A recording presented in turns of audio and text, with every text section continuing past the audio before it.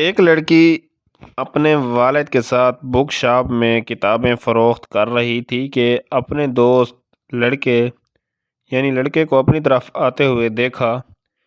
کہنے لگی، کیا آپ المانی کی کتاب ابو میرے برابر میں کھڑے ہیں خریدنے آئے ہیں؟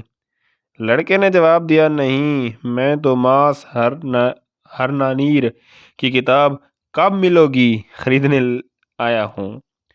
لڑکی بولی، یہ کتاب ہمارے پاس نہیں، البتہ بطریس فرد کی کتاب کل یونیورسٹی میں مل سکتی ہے۔ لڑکا، اچھی بات ہے، لیکن کل آپ بلیچکی برنار کی کتاب رات کو فون پہ بات ہو سکتی ہے، لا سکتی ہیں؟ لڑکی، ہاں، کیوں نہیں؟ کیا آپ میشیل دانیال کی کتاب رات 10 بجے کے بعد بھی خریدنا پسند فرمائیں گے؟ لڑکے نے جواب دیا، بروچشم۔ جب لڑکا چلا گیا تو باپ نے بیٹی سے کہا، کیا یہ لڑکا ان ساری کتابوں کا مطالعہ کر سکے گا؟ بیٹی نے کہا، جی ہاں، یہ ذہین ہے اور یونیورسٹی میں شریف طالب علم ہے۔